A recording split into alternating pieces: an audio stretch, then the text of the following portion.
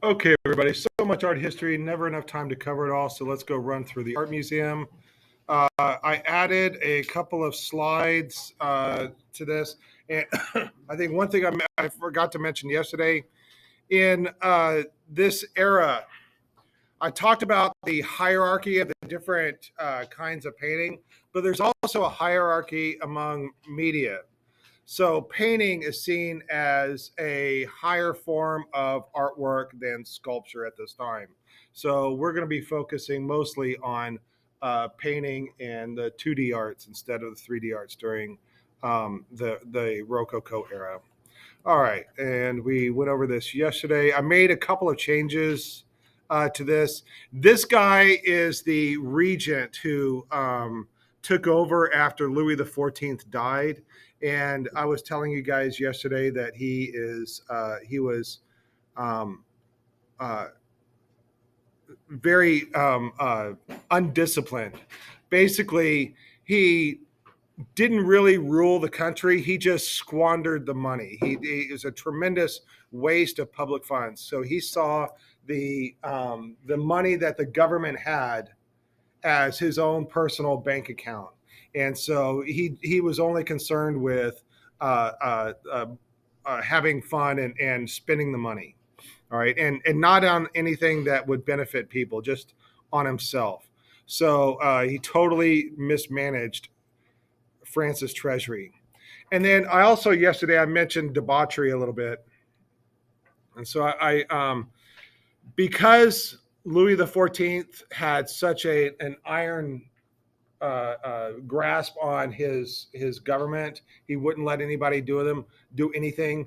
He Once he died, all of that was lifted, and it's kind of like when you are an overprotective parent and you don't let your children do anything, and then when they become adults and move out of the house, they go wild and make bad decisions.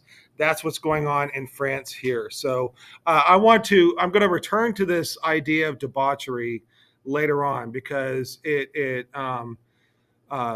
it is part of why Rococo is a perfect example of why France went through the trouble it did because of the debauchery of the top class, the aristocracy.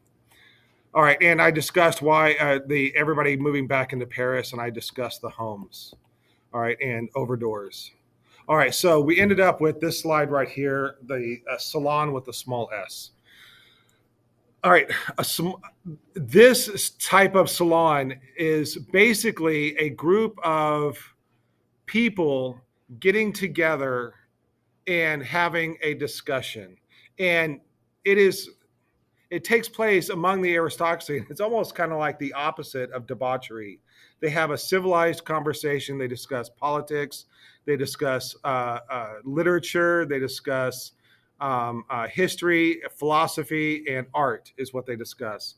And they invite the authors of the books to come and talk. They invite the architects and the government officials to come and have these discussions, and also artists. So I talked about how the Royal Academy artists were held at a higher, like almost on a pedestal. There were these, soon to be like superheroes of the day. You know that the role of the artist had been elevated out of being equal with a shoemaker to the higher forms of society, and they're being invited to these fancy discussion parties called salons. So I just wanted to share that with you. All right, and the hostess was called a femme savant, which is a fancy French word for the hostess. Anyways, all right, let's move on to Rococo painting.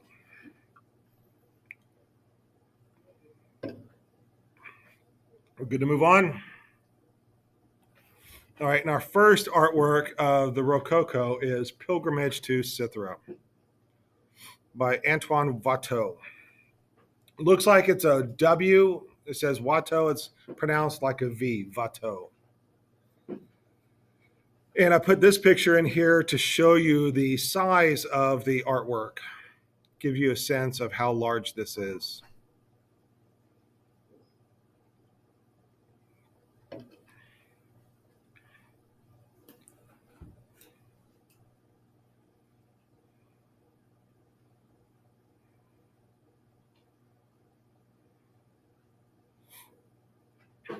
Jair, your notes are absolutely radiant today. And I love it on sunny days when on these first period mornings when it's dark in the room, we have this like single shaft of light coming in through the one window, and it lights up somebody's face or somebody's notes or something. It's on my own personal tenebrism here in the classroom. All right, moving on. So let's take a look at this painting right here, the Pilgrimage to Cythera. Cythera is a mythological island, and it is the island of love. Excuse me, it's the island of love. And it is also said to be the personal love island of Venus. You know, she comes here, excuse me. She comes here to get away from it all. And what we're looking at is a group of couples who have sailed from their home to come and visit Cythera for the day. So what do couples do on an island of love? They love each other, right? So at this moment, they have spent all day on the island, and now it's time to go back home. So they are getting up from their picnic areas or whatever they are, and they are walking back to the boats. So we have like one group. Let's do pin. We got one group right here that's in the foreground, and then there's another group back here, and then the boat that they're getting on is over here. Now, what makes, all right, we've only seen one Rococo painting, and that's this one. What makes this different than the Baroque paintings that we've seen? Notice the colors are a lot lighter, right? And that is typical of Baroque art. So if you were to take an unknowns on a test, you know, that would be one of the signs that you're looking at Baroque. The colors are lighter. And we'll see later, there's a lot more pinks. There's a lot more bright colors, like a brilliant, like, there's like a lot of these blue-green colors. Whereas in Baroque, there's a lot of dark backgrounds, tenebrism, that sort of thing. Baroque is serious. Rococo is light. Now, there's a story behind this particular painting right here. So, Watteau wanted to get into the Royal Academy of Art and of Painting and Sculpture. So he makes an application to the Royal Academy of Painting and Sculpture. And one of the things that he has to do to get into RAPS is he has to create a reception piece. Well, this painting right here is his reception piece. He painted this to show them what he could do and to allow him to come in. All right, so this was his reception piece. Did you guys write down the reception piece and its definition? Reception piece will show up on the test.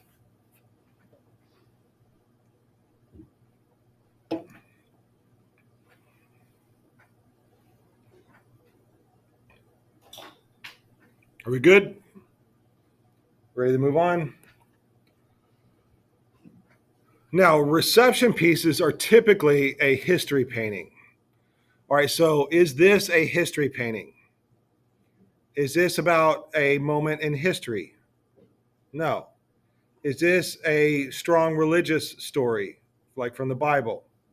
No. And is it a strong, like, mythological story? All right, there's some mythological elements in it, right? It's like maybe there's some mythological elements in it, like it's the Island of Love. But that's it. It's not a story from mythology.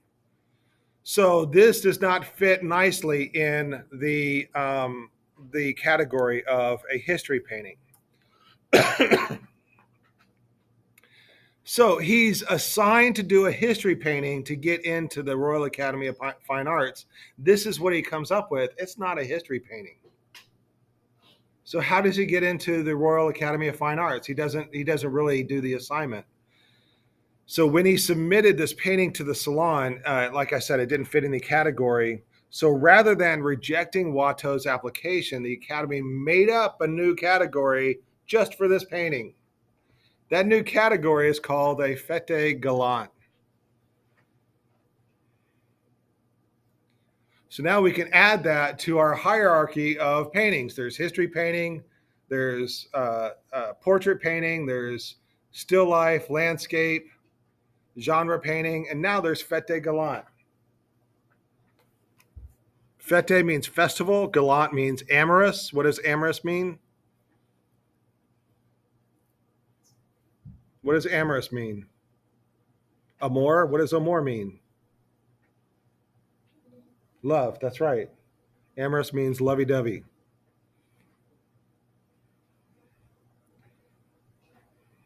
It means loving. I said lovey dovey, just trying to be cute, but. So this defies traditional painting. And some people at the time suggested that Watteau had friends on the inside, had friends in the academy that helped him by setting up this new category and convincing the other members of RAP to let him in. Okay, so this fete gallant, then it begins to show up all over Rococo. So this is another artist doing fete gallant, and another artist doing a fete gallant, and another artist, and so on. So it becomes a theme in Rococo art, this fete gallant. All right, so back to this painting.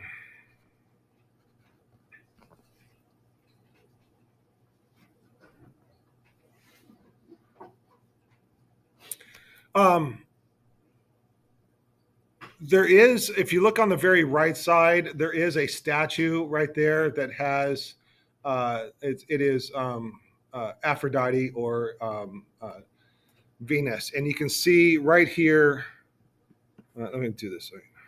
Right here is Cupid's bow and arrow. And some art historians say that this little child right here is Cupid because it's sitting on some arrows and there's a bow hanging from this. And what this kind of style of statue is, it's a herm. All right, now I want to talk about this group right here. All right, so there's a couple that is sitting, there's a couple that's getting up, and then there's a couple that is standing up. So it shows these three different moments. It shows the progression of getting up, all right, in three stages. And that kind of shows, time passing. First one thing happens, then a second thing happens, then a third thing happens. All shown here with three different couples.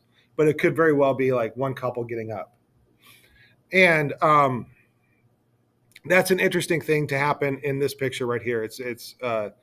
They talk about artworks having 2 dimensions and 3 dimensions. This almost shows a 4th dimension, and the 4th dimension is time. So we see this progression of time happen in this picture.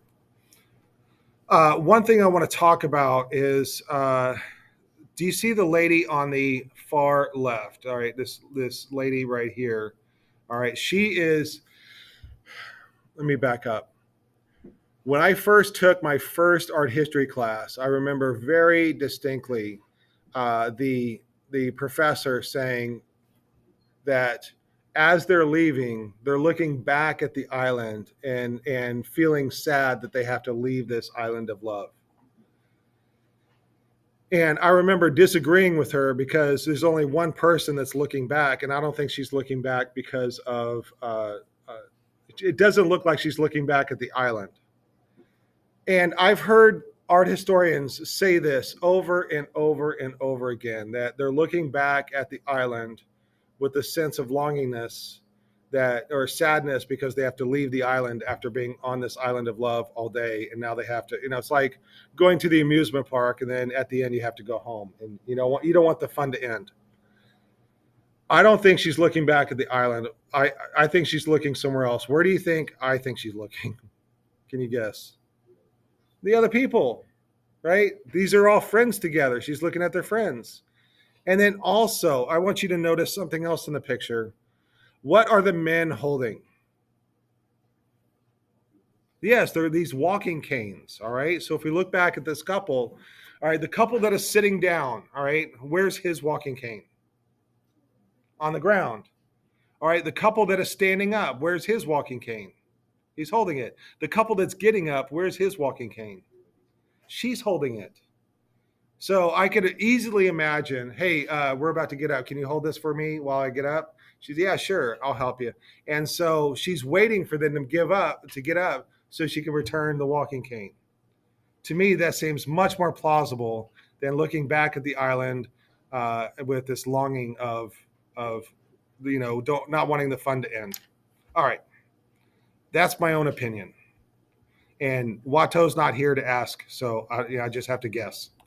All right, these are the figures getting back on the boat, and then here we have the boat, and the boat looks very mythological. We have these cupids flying around, and by the way, art history term for cupid is putti.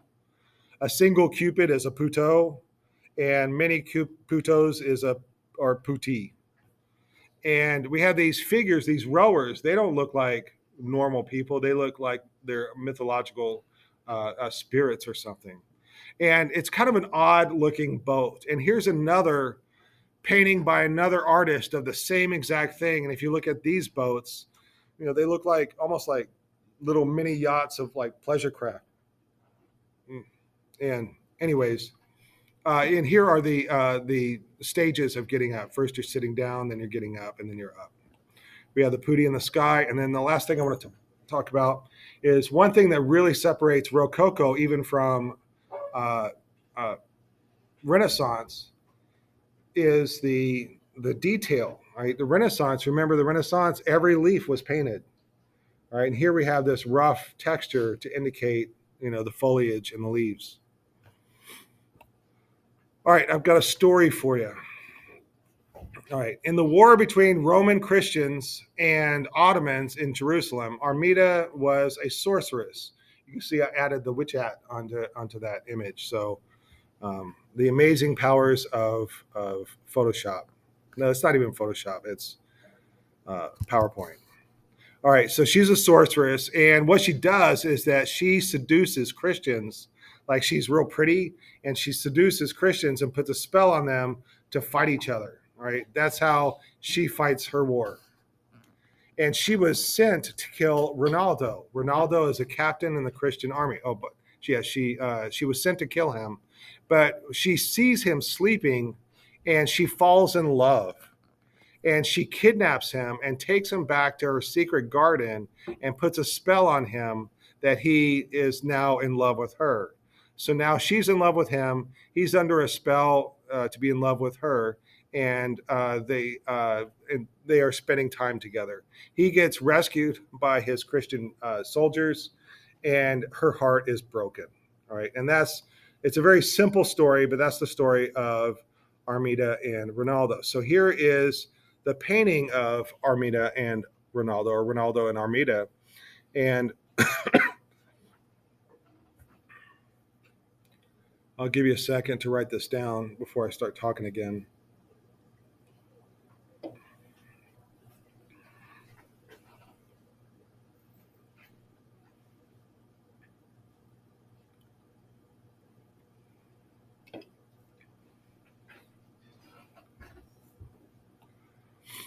So if you look at this composition, do you see the triangular composition of this? And notice one thing in here, that the woman is higher than the man in this composition.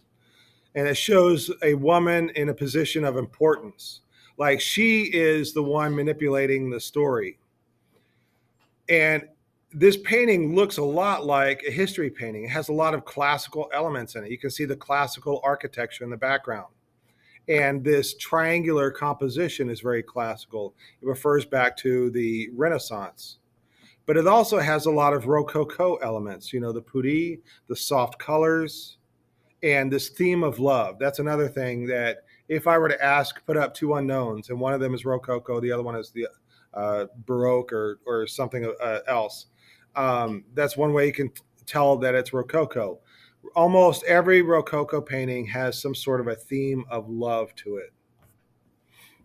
And here we can also compare it to another Rococo painting where the man is at the top of the pyramid. So this image of Armida shows the one by Boucher. By the way, Boucher is pronounced Boucher, and it shows that she's in charge, the one by him. Now I'm going to show you several other Boucher paintings, and these are very typical Rococo. Look at the pinks and the bluish greens. All right, very typical of Rococo. This theme of love is very typical of Rococo. And there we are. There's the Puto. Chubby male child in art, usually winged. Putti is plural.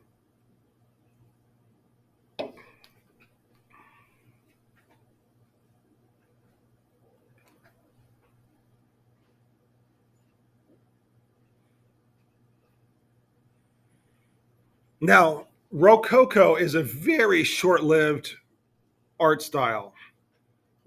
Renaissance lasted almost 200 years. Baroque is about 150 years. Renaissance, we're talking about 50 years that it lasted. And it was very quickly considered outmoded and no longer fashionable and popular by the 1750s. It started like in the 1715, and by the 1750s it was deemed unpopular, but some artists were still painting into the like 1770s. So but it's a very short-lived style. The public wanted something more realistic and meaningful. That's another thing about these Rococo paintings. They have almost no deep meaning to them. It's light, it's shallow, it's just simple images of love, and it has no real depth or meaning to them. And it took a long time for artists to come around to a new way of thinking about landscape. And even though Rococo was unpopular, artists were still making it. On this, the one on the right, it seems a little bit more serious, but the Vulcan presenting Venus with arms for Aeneas. Again, Venus, the goddess of love. Another very popular theme in Rococo art is called the pastoral idyll.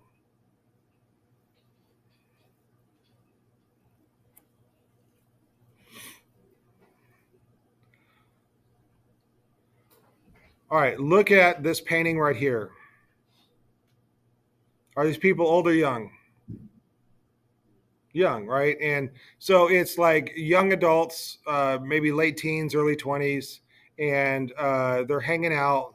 There's possibly some sort of a love triangle here, or one person is helping her, like girls will often help their friends get a boyfriend, that kind of thing. That might be going on here.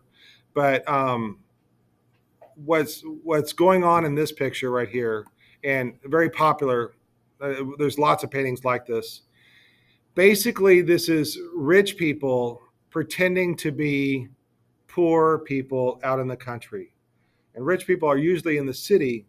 And so this is like almost like cosplay right here. What we're looking at. Rich people are dressed up like poor people and pretending to have these little love affairs that poor people would have in the countryside. By the way, pastoral means rural, idyll means peaceful place. So it's these nice little quiet little love stories. Are we good? So here's a couple of pastoral idylls. This woman is reading, she's reading a love letter. Isn't that sweet? We have another, she has her head in his lap and they're having a little quiet conversation. That's sweet too. All right, another painting by Boucher is a portrait of Madame du Pompadour. I told you that Louis XIV died. His nephew became regent. When his son became king, this is his mistress. So of all the mistresses in French society, she's the mistress of the top guy. She's a very important lady as far as mistresses go. And one thing that that she did for art, she was a huge patron of the arts. So she gave lots of commissions for artworks to be made, and this was a huge deal at the time, especially for a woman. Women did not do these. The women were not involved in these sorts of things, and so she, I guess we're talking about early feminism too. She's breaking the roles or breaking the rules and doing things that women don't normally do. She made lots of enemies. For example, she was not born into aristocracy. She rose up through the ranks, and she was a threat to the male-dominated social norms. And she was a big hostess of salons with a small s. But if we look at this painting, you know, I don't know if I told you, I love Rococo art. It's so silly and stupid, and I love. So let me back up. And so students sometimes ask, what's your favorite kind of art? And I don't have one favorite. I have several favorites. One of my favorites is Greek art. I love Greek art, the statues and the stories, and it's a fascinating thing. And then I love modern art. And so we're going to spend a lot of time on modern art later on this semester. But one of my favorite periods is the transition between Baroque to Rococo and then to Neoclassicism. Baroque is very serious. And then we have this little hiccup of lightness. And then Neoclassicism is very serious. So it's fascinating to see the trends. And it's also fascinating to see how history affects painting. The death of Louis XIV affected painting this way. And when I was 19, I went out to California. I went to a museum, and they had a big, huge collection of Rococo, and that was one of the first like real exhibits that really affected me, and I was just amazed at the details and the beauty of the brushwork, and this is an example of that. This painting right here. I love paintings that are very masculine, very virile, and very important. I love, especially when we get into neoclassical. I love that kind of stuff. But I found this painting to be like really amazing when you look at the details and the different textures. The texture of the lace, the texture of the bracelet, the texture of the skin. By the way, she's putting on makeup. And so in her right hand, she has a little makeup box, and in her left hand, she has a brush, and she's putting rouge on her cheeks.